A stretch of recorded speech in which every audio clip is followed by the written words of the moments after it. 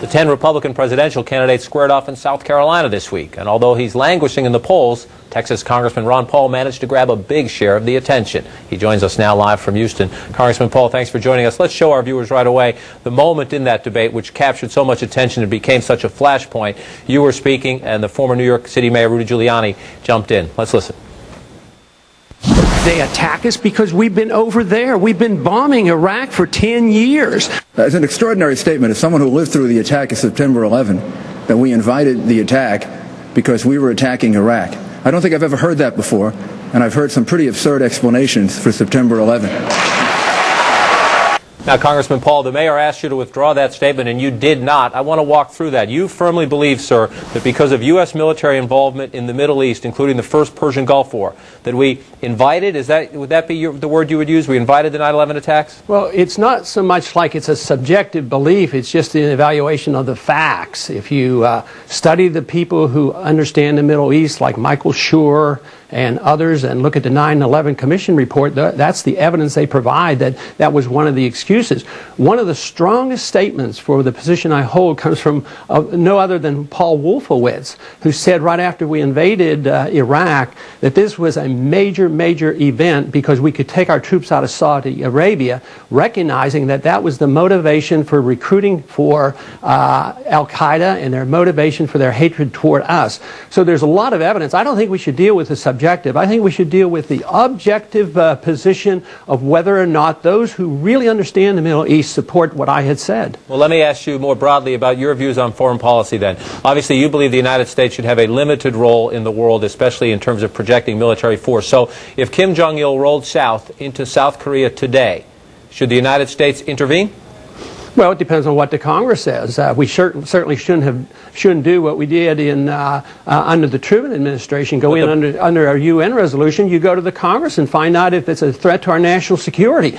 I personally would think right now that it isn't a threat to our national security. I want to make a point, though, that if we weren't over there, I think Korea would be unified, just like South Vietnam or Vietnam is unified. They have railroads now open up between the two. They want to share information. Let me jump in. I don't want to solve the problems of the Korean Peninsula today. I do want to get your views on foreign policy. Let me give you another example. If China took back Taiwan today, you say go to the Congress, or does the President not have the authority as Commander-in-Chief? Absolutely, he does not have the authority. Where does he get it?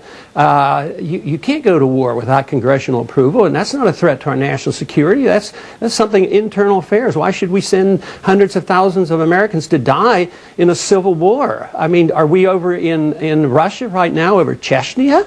I mean, it wouldn't make any sense. Did we go to war over Hong Kong? You know, we should follow the Constitution and the advice of the founders. Don't go looking for dragons to slay. I mean, why should we go and provoke and look for trouble? We should talk to people, negotiate, be diplomatic, and trade with people. We do much better trading with Vietnam than we did with fighting with them, and we lost 60,000 men there. It makes so much common sense, and it's so appealing to the majority of Americans. Let me tell you, I really believe that.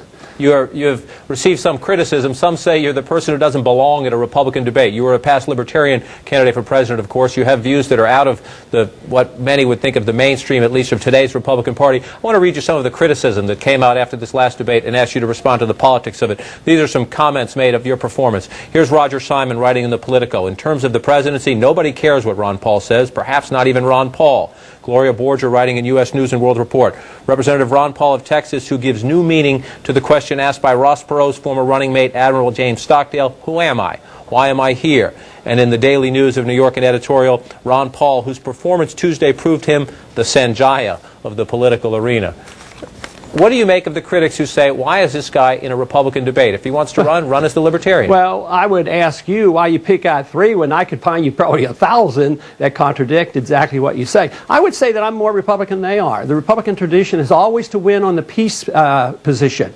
Democrats have always won or got us in the war. We got out of Korea with Eisenhower. We got out of Vietnam eventually with Nixon. We ran on a peace program in the year 2000. No world policemen, revolution, no nation building, humble foreign policy. Peace is a positive message, not a negative message. You don't win by, politically you don't win. There's a strong tradition of non-intervention in the Republican Party. That is the American position, that is the constitutional position, that is the very strong advice for the founders. So when they attack me and say, silence Ron Paul, they're saying silence the Constitution, silence the advisors, the founders of the country, silence our platform, close down the Big Tent, make it very narrow, and as long as you agree with a foreign policy that is failing, then it's okay to be a Republican. I don't buy into that, and neither do the American people. Let me jump into what comes next. You're about 1% in the polls, and many say whether they agree or disagree with your views. There are many who say at some point you need to have fewer candidates on the stage for these debates to be meaningful. The chairman of the Michigan Republican Party says he's going to try to get you, and perhaps others, but you specifically, pushed out of future debates. He said of you, I think he would have felt much more comfortable on the stage with the Democrats in what he said last night. And I think he is a distraction in the Republican primary, does not represent the base of the party, does not represent the party. That's Saul Anozis, the chairman of the Republican Party in the state of Michigan, who says, among other things, he thinks you don't deserve a spot on the stage. Will you continue to be in the Republican debates? And at some point, forget your name for a second, forget your candidacy, at some point, should they be winnowed down to fewer candidates? Well, why do you pick that statement that has been discredited and removed? The chairman of the Michigan Party now has withdrawn that. He has given up on that. Why don't you let the people decide? Why do you want to eliminate democracy? Why stomp out the grassroots candidate and only reward those with $100 million that get money from the special interest? That's not very, very democratic. I support the Republican platform better than any other candidate I am convinced of. Take out the platform. They're for less government. They're for personal liberty. We ran on our program in 2000 for a humble foreign policy. How can anybody say I'm not Republican?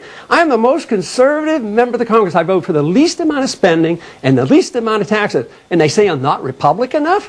I mean, why don't you challenge that side rather than challenging me and feed into the frenzy that say, get rid of the reporter, get rid of the person delivering the information rather than dealing with the information. Non-intervention is a real political victory. We cannot win as Republicans next year if we just continue to dig our heels in, send more men and women over there to die on a policy that has failed. That is the issue. Republicans are scared to death to face up to the truth, and my job is to make them face up to it and show them that the majority of Americans are with me, not with the current foreign policy that we're following.